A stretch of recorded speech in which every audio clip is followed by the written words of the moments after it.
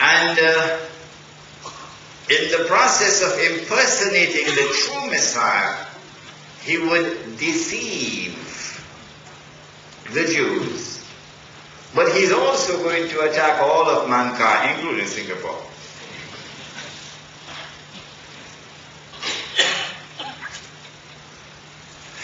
When Dajjal is released, and when we can see him, Dajjal, the false Messiah, will appear as a human being, as a Jew. He would be a young man. He would be powerfully built.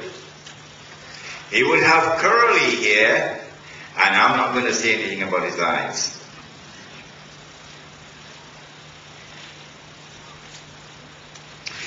If Dajjal is to impersonate the Messiah, it follows therefrom, listen carefully, in order for him to convince Banu Israel that he is indeed the Messiah, the first thing that he'll have to do would be to liberate the Holy Land for the Jews.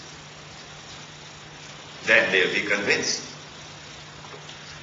The second thing that he'll have to do would be to bring the Jews back to the Holy Land. Then they'll be convinced.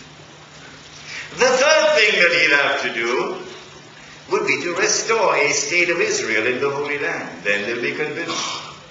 Golden Age is coming back. The fourth thing that he'll have to do would be to cause that state of Israel to become the ruling state in the world, and someone should tell this to George Bush. Because he doesn't know anything about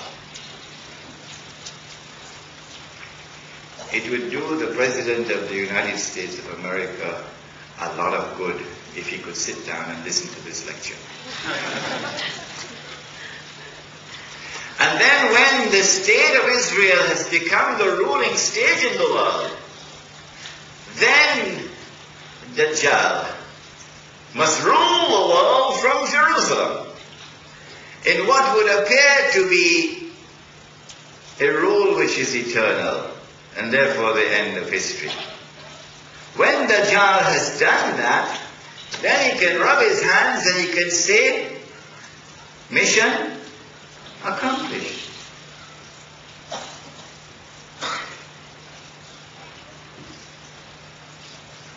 The Prophet ﷺ, after the change in Qibla, suspected that the Jewish boy in Medina was Dajjal. He took Umar radiallahu ta'ala anhu with him. You know Umar? You know Umar radiallahu ta'ala anhu? Huh? About whom he said, if there were to have been a prophet after me, it would have been him. But there is no prophet after me. So he took Umar with him to go and question this Jewish boy, whose name was Ibn Sayyad. And having questioned him, the boy was rather impertinent in his answers. So Umar was annoyed.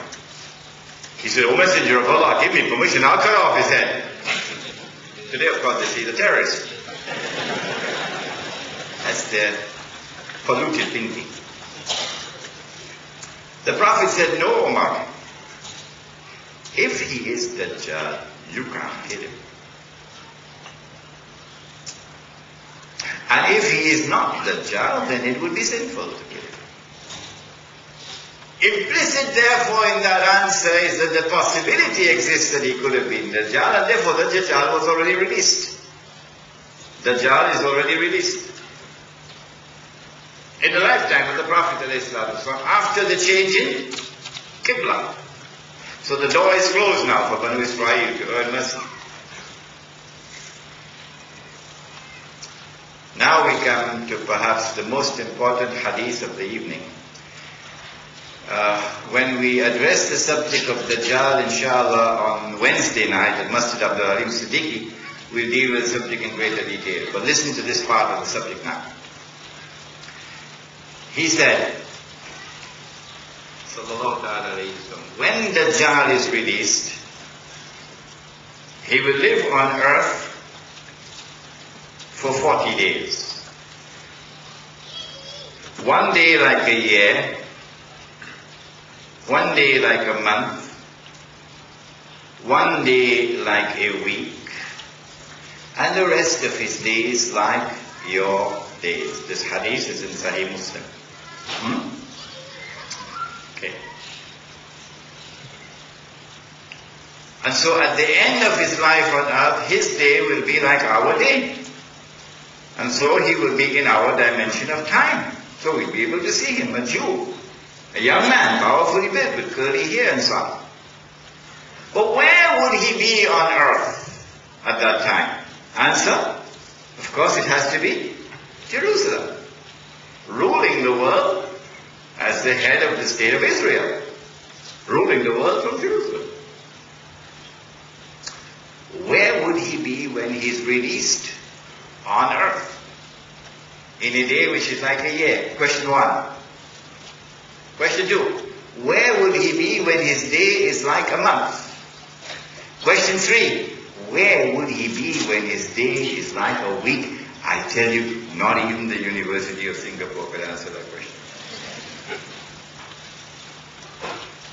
Do we have answers to these questions? Yes, praise be to Allah, who sent Muhammad alayhi salatu wasalam, who has given us the answer to question 1. And that answer helps us to answer question 2, and that helps us to answer question 3. So now sit down and relax.